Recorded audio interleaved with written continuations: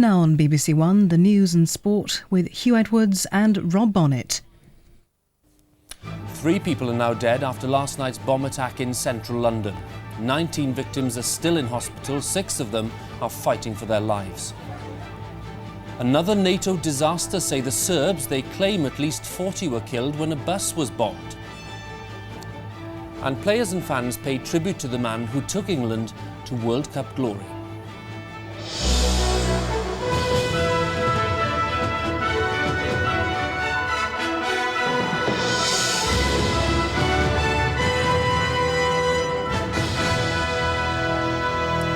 Good evening. A third person has died after last night's bombing of a pub in Soho. More than 60 people were hurt, and tonight 6 are said to be critically ill. Earlier today, police arrested a man at his home in Hampshire, and he's still being questioned. The attack is being linked to the bombings in Brixton and Brick Lane over the past 2 weeks. In London's Soho tonight, the horrors of the nail bomb attack were temporarily forgotten. It appeared to be business as usual. Although some of the cordons have been removed, the atmosphere was subdued yet defiant. It's much quieter and people are a bit not really the way they are. And this is not really a Saturday night in Soho. The gay community won't let cowards win ever. We've been around too long, we've fought too hard. You know, cowards never win, ever. Last night, the explosion came without warning. Move! Everybody back! The results were devastating. The target, a gay pub. It was the 3rd nail bomb in London in a fortnight. There were scores of injuries. Senior police officers urged the public to remain calm and vigilant. There are millions of eyes and ears out there. It will be through the support of Londoners and visitors to London that we will catch and prosecute whoever is responsible for these outrages. Early this morning, anti-terrorist officers hunting the nail bomber raided this house in the quiet village of Cove in Hampshire, where they arrested a man in his 20s. They found combustible material. The arrest followed the release of this closed-circuit television video. Detectives said the man in the baseball cap could be linked to the first 2 bombings in Brixton and East London. These attacks are not just attacks on black, Asian or gay people. They are attacks on all of us. They're attacks on the whole of British society, and they will not succeed. 66 people were injured by the Soho bomb. They were treated at several hospitals across London. These patients have a combination of burns and blast injuries with impregnation of shrapnel. We've found large glass fragments, small glass fragments, 6-inch nails, pieces of metal, all sorts of junk and sharp fragments in these wounds. Such is the feeling of anger and fear. Gay rights activists joined up with ethnic groups in a march through London this afternoon to protest at the 3 nail bomb attacks. This is a march of solidarity. We will not be intimidated. Gay rights organisers said the bombings represented a campaign of failed politics. I think the message is that we're not going to tolerate this sort of prejudice and this sort of terrorism in our society. In Soho, many just wanted to remember those who were injured and died. Although the police had warned people to be careful before the attack, many thought it would never happen here. Stephen Cape, BBC News. A little-known organisation called the White Wolves has said it carried out the recent attacks. It's a relatively new grouping and believes in using violence to achieve its aims. This report from Jane Peel. This is a neo-Nazi at work in an in-house video obtained by anti-racist campaigners. They know how to make bombs too. Their aim to foment a race war through acts of terrorism. The right-wing group once thought the most violent is Combat 18, but they've been heavily infiltrated, and 5 years ago the White Wolves emerged. Their own literature details how to make bombs and encourages activists to form into terrorist cells. It advises keep the cells small. 5 is the maximum. 2 to watch, 2 to carry out the action, 1 to stay with the car if you use one.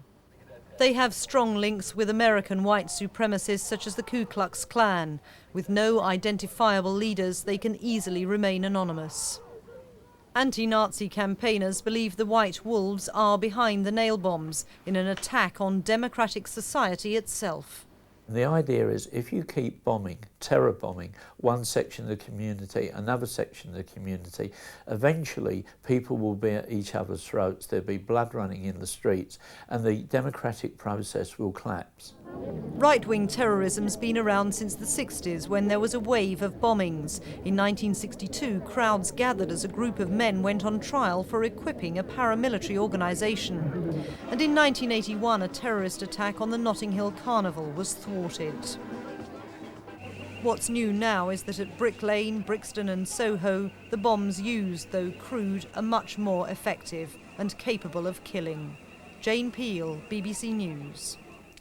At least 40 people were killed, according to Yugoslav reports, when a NATO missile hit a civilian bus about 20 kilometres north of the Kosovan capital Pristina as it was travelling to the Serbian city of Niš. In Belgrade, the authorities have confirmed that 3 American servicemen captured at the start of the war will be released tomorrow. However it happened, and we haven't yet had the full NATO account, it was a terrible disaster, the second worst of the campaign in terms of casualties. The bus, a regular passenger service, was hit just as it was crossing the bridge. It broke in two.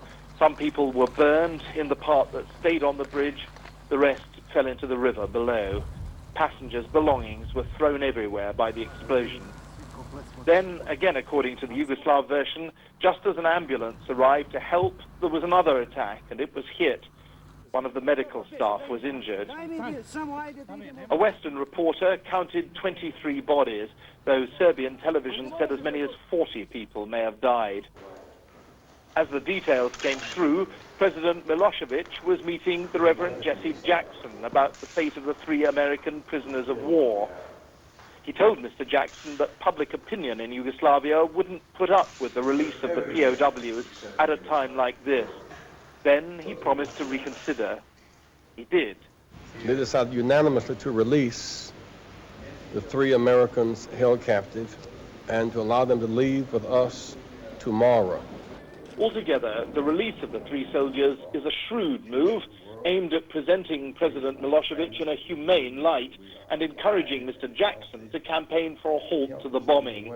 When he takes the 3 men back with him tomorrow, he'll also take new peace proposals from Mr. Milosevic and even an offer of face-to-face talks with President Clinton. Intention must be to pile the embarrassment onto NATO. John Simpson, BBC News, Belgrade. Police investigating the murder of Jill Dando say they've had a big response to the photo picture of a man they want to question. He was seen at a bus stop near Jill's home in Fulham, southwest London, shortly after her murder on Monday. Now, with news of a win for Leeds in Rugby League's Challenge Cup final and the rest of today's sport, here's Rob Bonnet. And Leeds Rhinos' record 52-16 defeat of the London Broncos at Wembley this afternoon was the club's first Challenge Cup victory for 21 years. Leeds came back from 2 early London tries and eventually ran away with the game in the second half. It was perhaps appropriate that they released hundreds of balloons to greet the players at Wembley, given the identity of the man leading out the London Broncos. Richard Branson's feat in bankrolling a southern side to the Northern Games' big day out has almost been the sporting equivalent of going twice round the globe in an inflatable craft. And after only 5 minutes, he must have felt he was walking on air as Martin O'Fire's hallmark pace and trickery put the Broncos in front. Robbie Simpson promptly added a second to make it 10-0 before Leeds found the poise becoming pre-match favourites. Darryl Powell's break unlocked the Broncos' defence and Leroy Rivette went over for the first of 4 record-breaking tries. Such was their recovery that they led 12-10 at the interval, but right at the start of the second half the Broncos went back in front as Gary Fleming took advantage of some absent-minded defending. Thereafter, like one of Mr. Branson's balloons, the punctures started to appear, the first punched by 18-stone Barry McDermott doing his winger impression.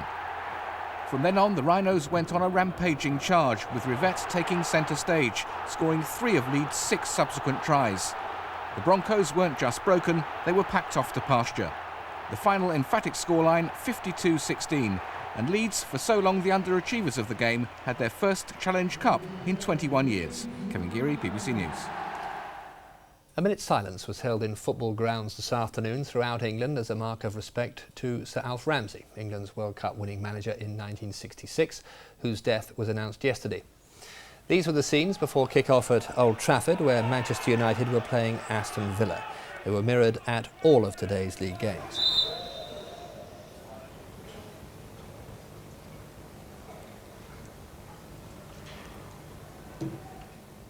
At Upton Park, meanwhile, Ian Wright was the first of 3 West Ham players sent off against Leeds, Hislop and Lomas the other 2. West Ham was subsequently beaten 5-1. And a James Beattie winner against Leicester renewed Southampton's hopes of avoiding Division 1 next season. Now, the rest of the games directly affecting the top and bottom of the table will be shown on Match of the Day after this programme, so if you don't want to know those results, then look away now.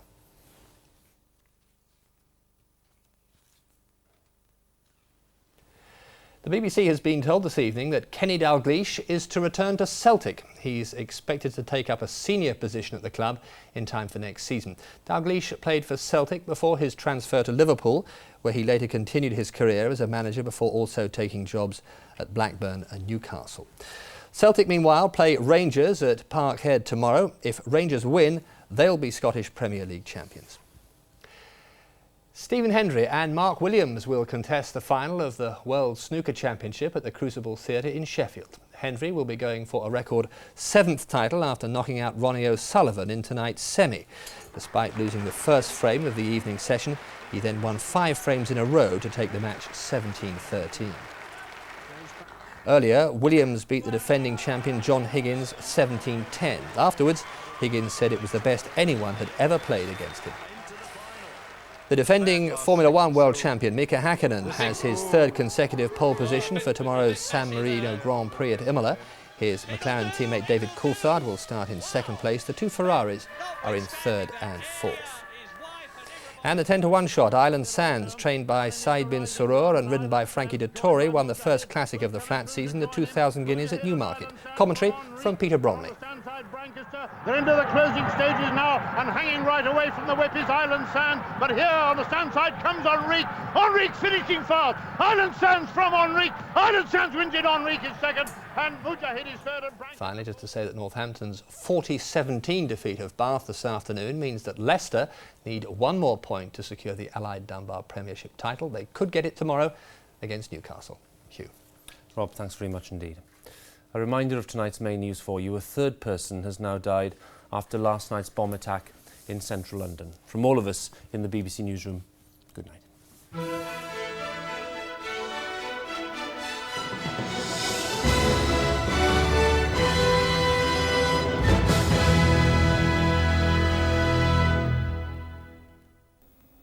Good evening. If you're taking advantage of the fine weather to head for the coast over the next couple of days, don't forget the sun cream. Sun index numbers of 4 and 5 means certainly some protection is going to be needed, especially if it's the first time your arms and legs are going to be seeing the sun after the winter months.